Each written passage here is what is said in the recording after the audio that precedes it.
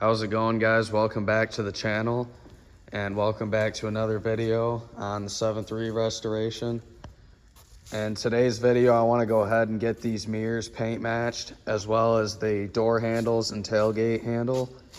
So basically, I'm just going to go ahead and tape off the glass. I'm going to telescope these out so the paint gets in there good, and get the mirror cap off. I've got chrome ones for it, and then I'll take this light out and I'm gonna paint match the light too. And I'm gonna show you guys how I take it apart here in a second. I'm also gonna go ahead and take these lock mechanisms out of the handles. That way I don't get overspray all over them. And same thing with the tailgate handle. So let's get started on that. So if my memory is correct here, all you need to take apart these mirrors is just that screwdriver, long, skinny flathead. I'm gonna go ahead and telescope these mirrors out. That way, if you ever telescope them out, it won't be showing black in there. So I think that's as far as these go. And to go on ahead, let's see if I can get a good angle for you guys. So basically, you take your mirror, you're gonna lean it all the way down to show you better when I take it off. We're gonna basically get in here, and there's two clips we need to actuate with the screwdriver like that, and then they come right out. So I'm just gonna give it a try here, and we'll see if I'm successful at getting these off.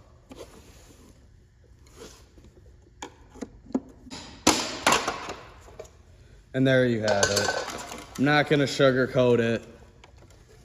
These basically suck to remove. So I was watching my own video when I just paint matched the top part of these on my red 7.3, and I described it better than any of these BS videos I was looking for. So when that's flipped back, you'll see these two tabs here, and they'll have the cap on top.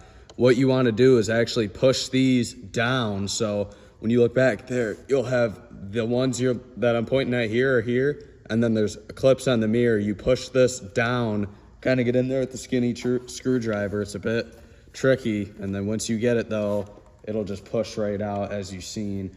And now I believe to get these lights out, we're gonna wanna angle it as far to the upper corner up here as we can, and then get our flathead again, and go to this back corner here. And on my camera, you can't really see a thing, so I'm just gonna go in and get in here and give it a good flick, as you're about to see. We're just gonna push this little chrome piece towards the outside of the mirror, I'm pretty sure. You'll see if I break it or not. And then while we do that, I think I take my thumbnail and pop that thing down. This is probably the worst camera angle you've ever seen. Scratch that. I'm gonna try pushing at it towards the other side of the mirror. That feels more like it. And then let's see if this boy will pop out for us. Yeah, I'm pretty sure you're supposed to push the little chrome piece, not pull it like I was doing a second ago. There it goes. And we didn't break it, thank the Lord. So here's a better look at the camera. Will focus. Good Lord, that is terrible. So right here, this little flip piece, you're gonna push at it that way, and then it'll pop right out. And then once it's out, you just want to twist these bulbs to remove them, and then they're out. So I'll repeat that to the other mirror now. All right, I'm gonna wing these. I've never done them before. I bet they're pretty simple though. So looks like right here, first door handle. The only thing I'm worried about is that lock, because you're never gonna tape that off right, especially by the time we're gonna be sanding these flat, priming, painting, you're never gonna get it. So we have this safety ring here, and I'm gonna go ahead and probably get in there with the orange handle little pick. These are from Harbor Freight. And then let's see here, looks like I could get in on this corner. See if it pops back for me. And it did. Now this should just pop right out. There, that's not too bad. So right here's our setup. I'm setting these on 2 sawhorses with some boards to hold them up. First off, we can go ahead and just set these to the side. We're not gonna need to use any sandpaper or primer on these whatsoever. There's no reason for that because they're already smooth. These though, I'll start by saying I've seen a lot of videos. I've seen a lot of people do a lot of different things. Some people will start wet sanding at the end. Some people finish them in 400, 600. A lot of people sand them with 150 on their fingers and 220 this and that. You can use pretty much anything you want. You could use 150 on a DA to rip this down. You could use 180, you could use 220, you could use 240. All that matters is I wouldn't step it below 150. I would not recommend using 80 grit. And when you're done, feather them back to at least 320. You can feather these back to 320 and prime them. Or, like for me, I don't have any 320 right now. I'll feather them with 400. So what I'm most likely gonna do, I'm gonna get the DA out in a second, and I'm gonna rip these down with 180s fine.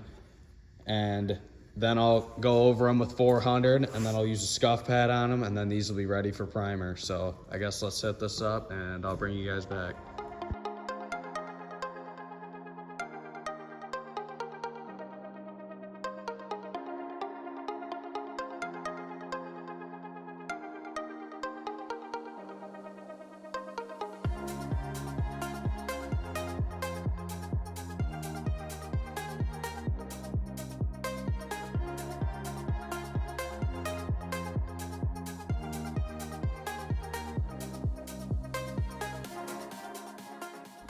Okay, so here we are. I have these finished sanded in 420 on the DA. What I went ahead and did is I taped off the threads, because if you get paint in those threads, even just the primer, it's gonna gum it up and be hard to reinstall these. Make sure your plugs are taped up, and as you can see, this isn't ideal for painting, but for priming, this will be good enough. I have them just hung by the wires and taped up. And then also, you want to make sure you cover your bulb in there with tape. That way you don't get overspray on it. And then all these parts, after I went over them with the scuff pad, I actually just take and like to wipe them. I take wax and grease remover and spray it on a rag and then wipe these down. You don't really want to douse these. It could soak into the plastic. And then that'll be good enough. Now let's talk about primer right here. Just picked this up at my local painter supply. This is Shopline JP202 with JH301 hardener. This is all you need. And then I'm gonna use these disposable paint cups from Harbor Freight out of my cheap Harbor Freight gun.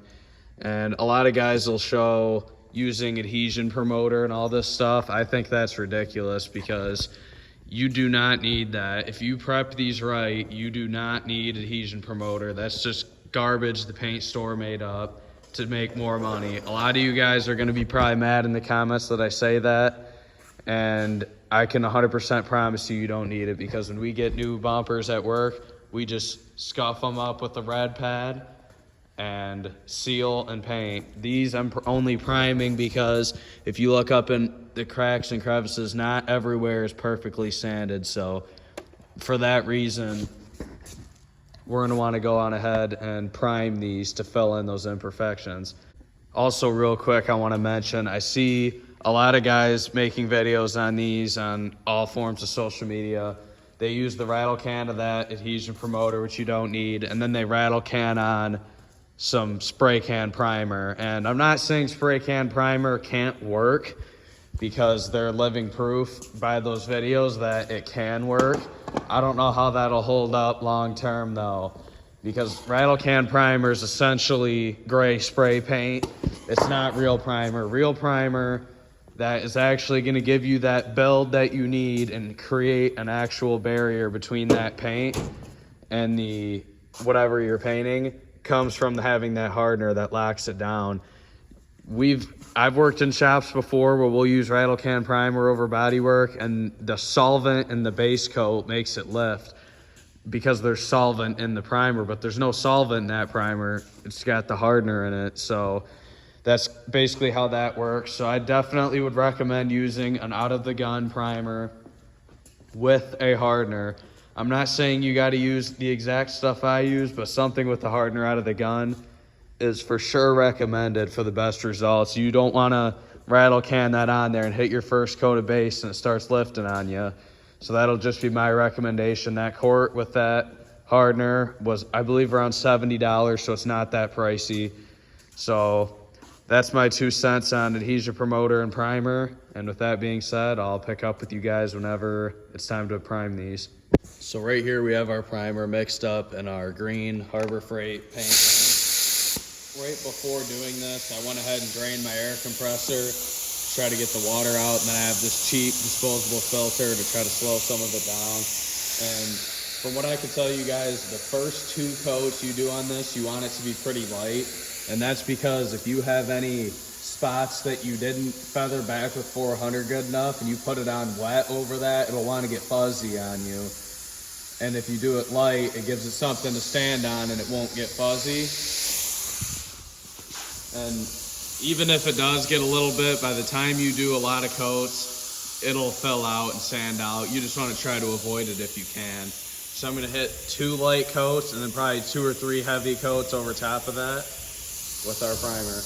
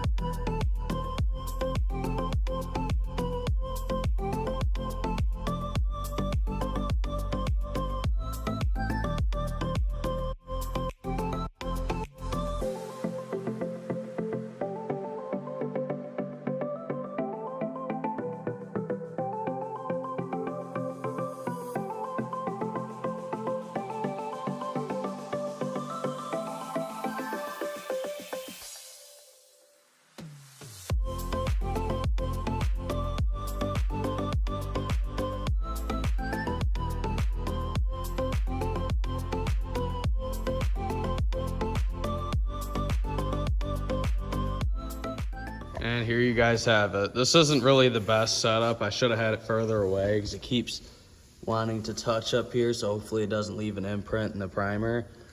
I guess a tip I can give you, you'll probably run into this like I do every time I prime something. After the first coat or 2, the primer will barely want to come out of the gun.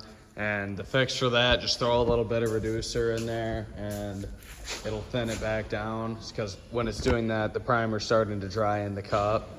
So you just want to keep it from flashing over. I guess I didn't really get that edge very good. It's pretty dry.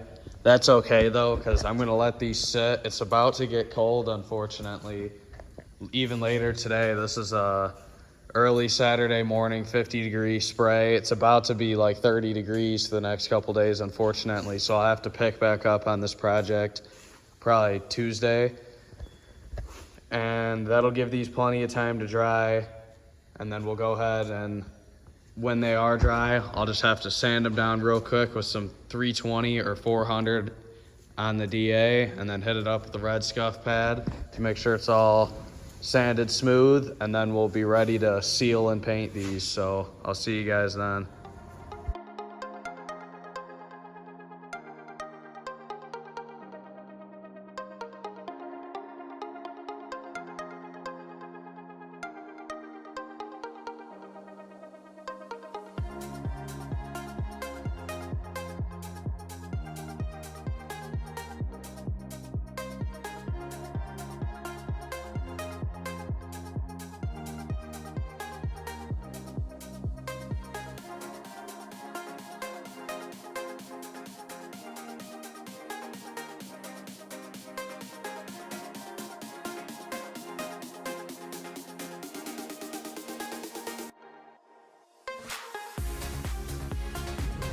So here we are, we're gonna get these things painted. You can see how I have everything set up.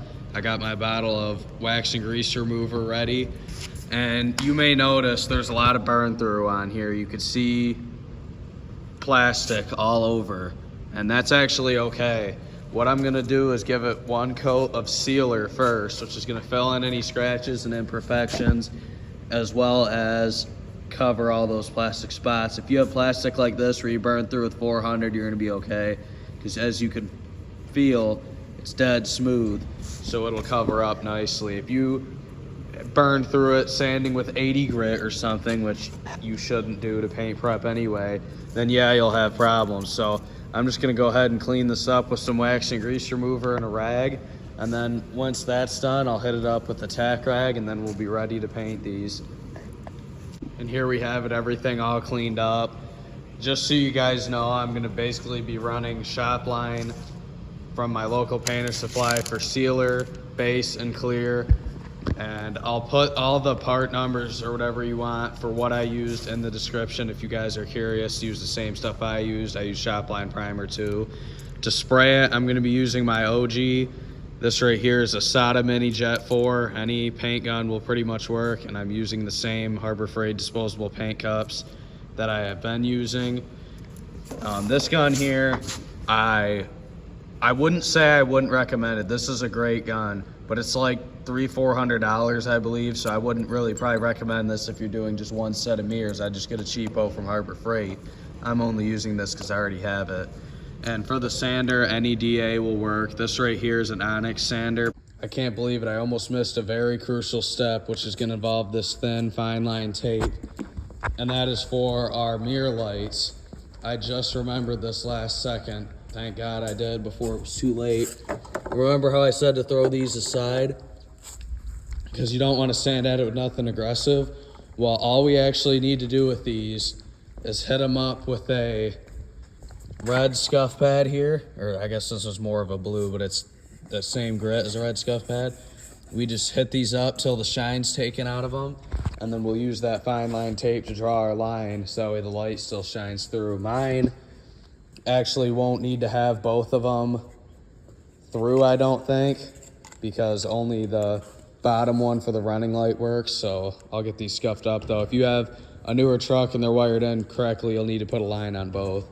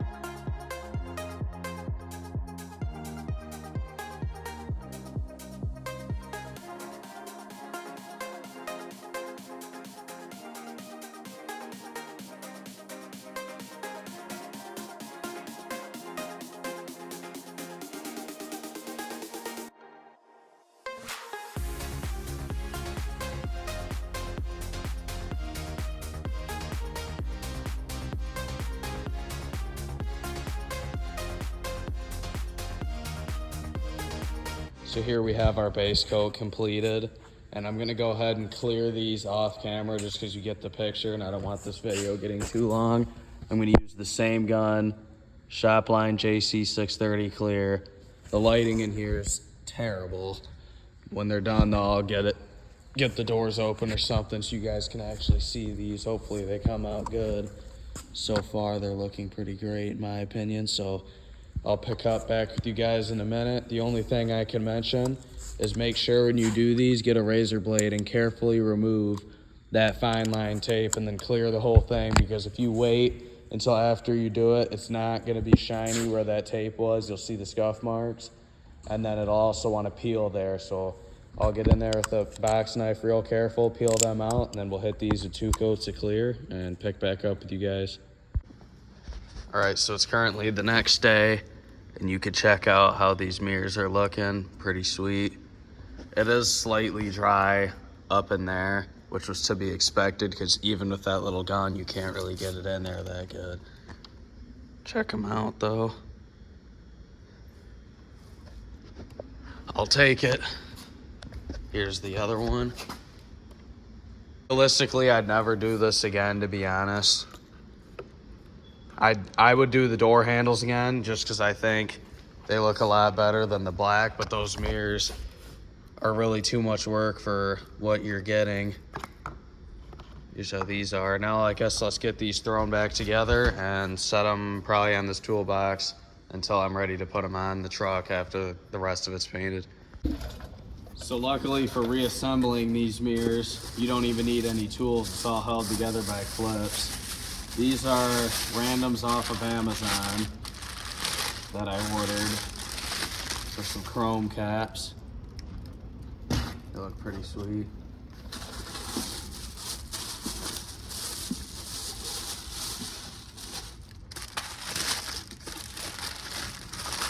And then these, all you gotta do is just line them up with the bottom part of the mirror, and they just push right on.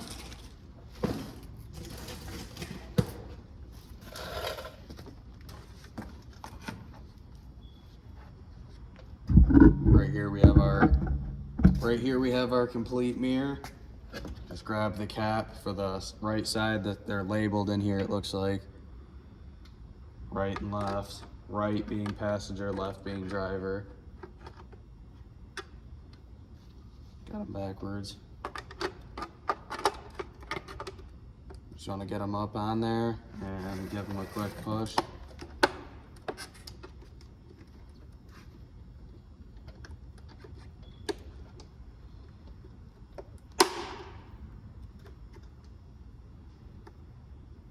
Beautiful. So there's that. Let me grab my other lights. We'll get these thrown in here. These ones here are obviously going to be, our light is only on the bottom.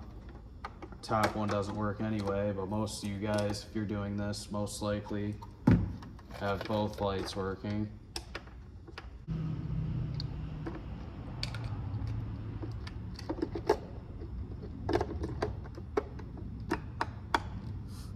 I knew I was gonna somehow mess this up. I'm pretty sure I did them backwards. I was looking at them and I can't see a single difference on these things. That is ridiculous. So these lights might be backwards now. This really sucks. I just knew this was gonna happen too. I was 100% positive that I was gonna manage to mess this up, and I did. And I mean, I was staring at these things forever like, oh no, they're the same. I'm not sure what I'm gonna do now. So I guess I'm gonna cut the camera until I think of something. The easy part, we just gotta put our locks back in here.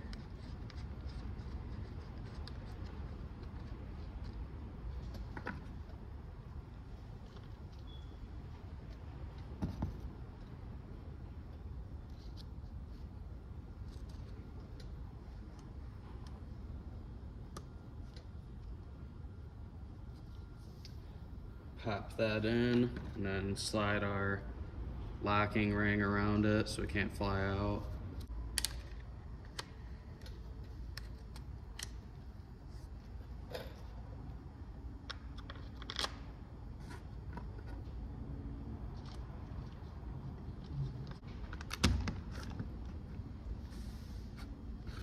These door handles are even easier.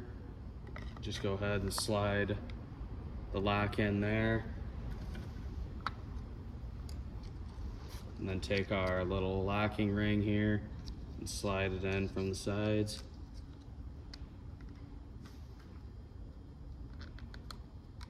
Looks like I put that one in upside down too. I'll probably never do it again, but this was a cool little project. I think they came out pretty all right. They could be a little better. I mean, they ain't smooth as glass. The texture's mostly gone. It would have really helped to do these in an actual paint booth. Most of you guys are probably gonna do the same thing at home too, though. And like you could see from not having a booth, like there is dirt nibs in this handle pretty good, which you could wet sand and rub it out, but I don't think that's really worth it over a little handle.